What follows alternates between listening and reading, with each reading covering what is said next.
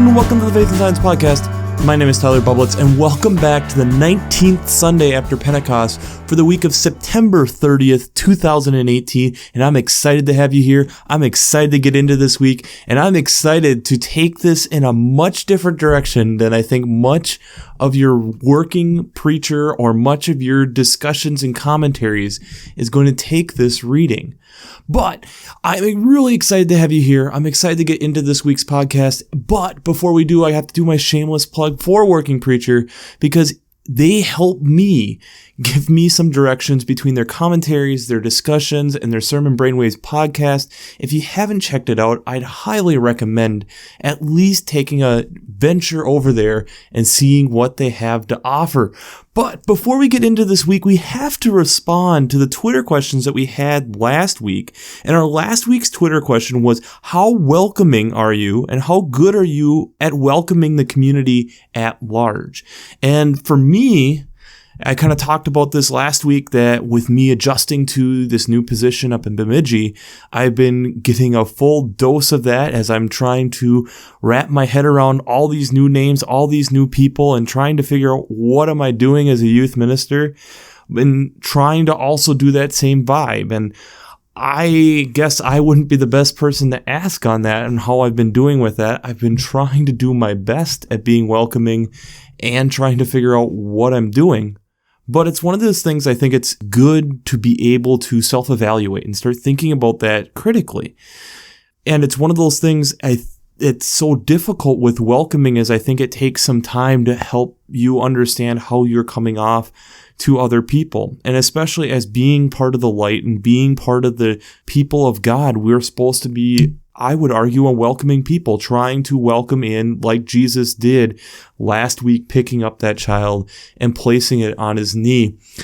And it's funny that we get to that point because that's where the gospel picks up this week. We're still in Mark chapter 9, but now we're in verses 38 through 50. And this gets to be kind of a weird, dark text. John kind of responds where he sees somebody who is casting out a demon in his name. And Jesus kind of responds with that because he used my name, he's going to speak well of me and continue to do the work of me because you can't speak against me. And then he gets into if your foot's causing you to stumble, that you cut it off. If your hand's causing you to sin, you cut that off. And I think there's a lot of weird metaphors that I think it's very difficult text to just conceptualize in our head. Even getting down to the verse 50 here, salt is good, but if salt loses its saltiness, how can you season it? Have salt in yourself and be at peace with one another. Salt can't lose its saltiness. And so there's kind of a weird oxymoron kind of going on there. But I think there's an idea and a theme, if you stick with me here, that we can bring out of this that's still really useful. The first reading this week is out of Numbers chapter 11, verses 4 through 6, 10 through 16, and 24 through 29. And this is where we have the Israelites and they've been just getting manna. And they go and complain to Moses about, we need some meat, which coming from an American, I can understand people saying that. So you have these people kind of complaining about this. Moses gets together a group of elders and God comes and welcomes them in this moment and kind of gives them insight and guidance on what's going on. And it ends with that there was 2 chosen ones who then continued to prophesy in the enchantment in the group. And so it's kind of this weird story, but again, us complaining about what we have. In fact, one of the lines I really found interesting, again, the Israelites drawing back to their roots in Egypt. Remember the fish we used to eat in Egypt for nothing, the cucumbers, the melons, the leeks, the onions, and the garlic. But now our strength is dried up and there's nothing at all but manna to look at. Verses 5 and 6, which I just find kind of interesting, that mix match of vegetables along with the fish. Cucumbers, melons, leeks, onions, and garlic. Not what I would typically associate all together. But I digress. The alternative first reading is from Esther, chapter 7, verses 1 through 6, 9 and 10, and then we skip to chapter 9, verses 20 through 22. With this being the semi-continuous reading, it's the only time in the 3-year cycle that we get to cover Esther. So if you feel like if this is your chance to preach Esther, and there's so many cool things with Esther, the book of Esther never uses the word God throughout the whole book. You have a very strong woman character, which we don't get that often, and how she ends up being this hero where she is in Persia. The king is looking for a new wife, has this beauty contest essentially. Esther gets risen up. Haman comes to the king, says, hey, we should just get rid of the Jewish people because they didn't like the Jewish people. And the king's like, yeah, that's a great idea.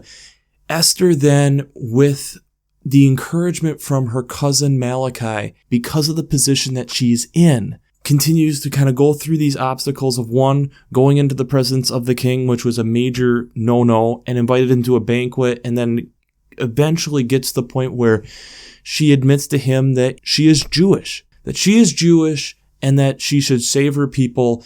And the king not only, one, arrests and takes care of Haman, 2, gives all the property and wealth and riches from Haman to Esther and her cousin Malachi, and 3, then ends up writing a law to help protect the Jewish people.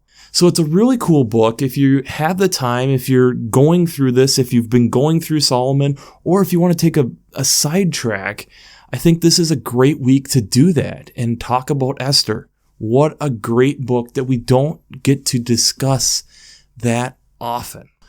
The psalm this week is Psalm 19, verses 7 through 14. And it's getting this idea of being content with what we have. That the Lord, if we're aligning with what the Lord has, and it coming right from verse 7, right at the beginning, how the law of the Lord is perfect and that he has this guidance for us to make our life easier, that we cause the problems, not God. The second reading then comes out of James chapter 5, verses 13 through 20, and this is the last week of James. So again, another good book if you haven't been able to talk about it. But again, talking about how I think James ties this up really well of working together as a community and working together, that we can sing together, we can pray together, that we are all in this together. So how do all these readings work together and kind of tie a bow in it? And I was kind of thinking about this and trying to contemplate, how do I bring these all together? But I think there is a theme here. So we have in the Numbers reading complaining about what they had. We have Esther being put in a position that she wasn't comfortable with. We have the Psalm talking about how the way of the Lord is the true way and that he is not doing this haphazardly. You have James then discussing that if we're working together that we're able to do this. And then we have this also, if from Jesus, if there is something that is distracting you along the way, to cut it off. And so when I was thinking about this and contemplating this, doesn't this sound like when you try doing something and you accidentally end up solving some other problem that you either 1, didn't know you had, or 2, it wasn't the problem you were intending to solve? And the cool thing is when I did a very, very quick Google search, there is plenty of inventions that we have had throughout history where that has been the case, where we are designing something to be something. And instead of being that, instead of getting just purely focused on that, we end up finding something new that is of use. So let me give you some examples, and then we'll talk about kind of how this works with our faith life. So let's start with an easy one, Silly Putty. You've probably heard of the amazing kids' toy of Silly Putty. The original reason on why Silly Putty was created was to be a synthetic rubber. Slinky, I found this one actually quite interesting. We know this as the kids' toy, but it was originally developed by a naval engineer to help stabilize equipment while they were on ships, while things were stormy. Kotex which feminine hygiene product, originally developed as like swabs for World War II. Procecta, which is helps with male pattern baldness, was originally a drug for benign enlargement of the prostate. Play-Doh, we've heard of Play-Doh before, originally a wallpaper cleaner. Listerine, originally used as a surgical antiseptic and a cure for gonorrhea. Chewing gum, another attempt at a synthetic rubber. Mauve, the color purple mauve, which was designed to help be a medical cure for malaria, and it turned color purple instead. Viagra, which was originally a heart medication. Pacemaker was to help a circuit to record fast heart sounds. Instead, it helps us be able to stay alive. Super glue, which was made in an attempt to make clear plastic gun sights for World War II. LSD was designed to help women during childbirth, to help relieve pain. Kleenex was originally a facial tissue for removing cold cream. Coca-Cola, a morphine addiction alternative. Cellophane is another one that was used to help. They just wanted to repel liquids and hopefully that you could put it on the clothing. Stainless steel was did it through fission, but was trying to create weapons. Sticky notes, which are actually from the state of Minnesota, which was supposed to be an industrial adhesive, especially for building planes, and it turns into sticky notes. Teflon was discovered during experiments with refrigerants. Sweet and Low, or artificial sweetener, was trying to find an alternative for coal tar. Or, I've never heard of this one, Zout, which is kind of like Shout or one of these spray-on fabric cleaners, was originally used by doctors and nurses to remove blood stains. And the other one that I found that I know of that's really interesting is bubble wrap. Bubble wrap was invented in the 1950s actually as a type of wallpaper.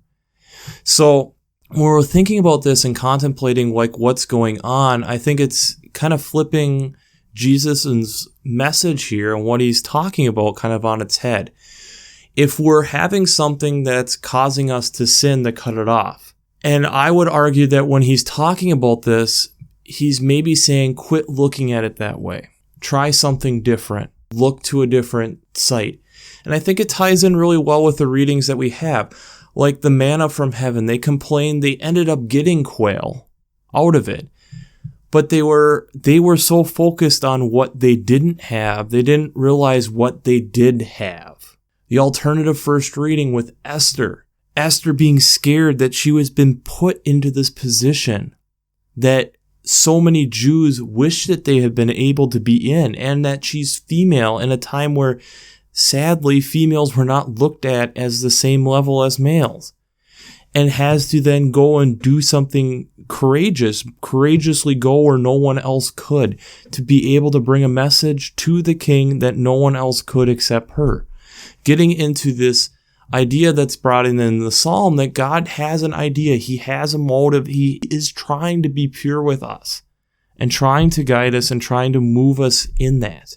And I think James then kind of ties it up with a beautiful little bow here at the end, talking about how in this we can work together, that we can come together and work through these different things. If you're suffering, then we should pray. If you're cheerful, then we sing songs of praise. We work together. It's this idea that we keep coming back to in Mark, working together. I can just think of what it was like with sticky notes. You're trying to create an industrial strength adhesive, and you find that you have made an adhesive that you can just peel off of each other, and it barely sticks to stuff. Can you imagine what that was like when that happened? The disappointment. Yes, you learn something from it, and that's what a lot of great science is figuring out and learning from your mistakes, but it's still difficult. It's still difficult when you put a lot of time and work and effort into anything and it doesn't turn out the way you expect. But I think when we're looking at these great inventions and different things that we have found through mistakes, and I'll attach some other stories down below. Brandy's another one. Lysol actually has a very interesting, kind of disturbing history. Nalgene Company, the one who makes the really strong water bottles. There's a lot of inventions and things that we think of now that have interesting pasts.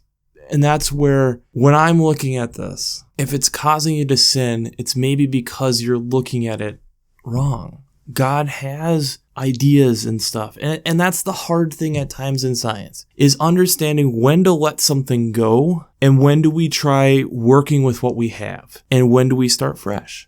When do we move on to something different? When do we try reworking the formula? When do we just, okay, we have this weird thing. It has some weird properties. What can we do with it? And that's what I think is so fascinating when we're looking at this. And I think as we look at these readings, we can easily see the human experience in this. That we would be like the Israelites. Oh, we messed up. We have this sticky note thing that's not a strong adhesive. What are we ever going to do? We need to start all over again. And it's been one of 3M's best inventions and one of the most profitable for 3M. But that's where, if you think about it, look even into that Numbers reading. You have where they're bringing people together so that God can talk. Again, it gets back to this idea and this concept that we continue to hear. And I think in a world where we're in, and especially in the science community that we're in, we have to stop. We have to listen. These answers aren't just given to us quick and easy. They take time for us to grapple with. I think that's a hard thing for us to deal with. We're in a world now where we have pocket computers in our pocket. We want answers now. We need things now. And I need to get this and this and this and this and this done now. And we don't get the time of contemplation and thought. And it's so valuable. When I look at my life, the jobs and stuff where I have thrived is the jobs where I have the time to actually sit and think, actually contemplate and really process things, because it's in that processing you get to learn in a way how much you do enjoy what you're doing, because you're thinking critically. You're able to feel like you're moving the needle compared to if you're just running to catch yourself all the time. At least for me, it makes me feel like I have to go into autopilot because of how fast I'm trying to run. And when I'm going to autopilot, at the end of the day, it just felt like work. I didn't feel like I did a lot of brain solving and contemplating and trying to solve problems. I was just trying to go as fast as I can and do the job, but it wasn't necessarily me there. There's so much of life that is so precious, and this life is so precious. We can't allow ourselves to just go on autopilot.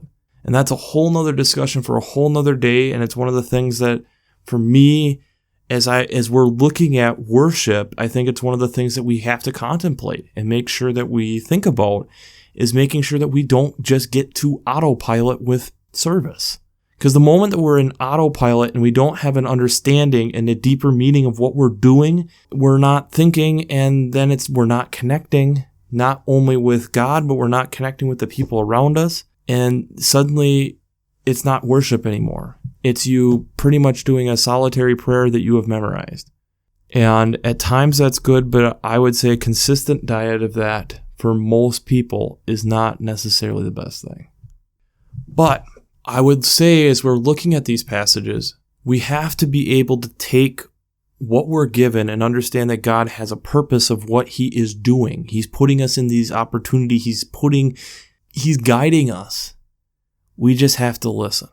He was guiding the Israelites. They complained, and so God then let me talk to the elders so I can provide some guidance into the situation. We've talked about Esther and how the guidance that she needed, the push from her cousin to do what's needing to be done. And again, it gets back to that James reading and talking about working together as a group. And Jesus is, remember, he's saying this with a child on his leg, and he's saying this to his disciples. I would argue part of the reason that he is saying this to his disciples is so that they can help each other win this. Bring that fresh perspective, bring that fresh idea, and maybe what you're trying as ministry for this would work better in ministry of something else. So, I think our Twitter question of the week this week is, have you ever had a situation where you were trying to do something for one thing, but it ended up being a solution for something else?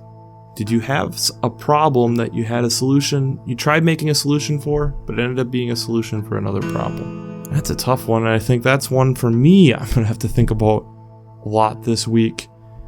I know for me, with just the life where I've gotten over the last almost 10 months with this podcast, it's been a big evolution on what I originally saw this in a way doing and didn't realize the benefits it was going to bring to myself and the benefits that I'm hope that it's bringing to you additionally.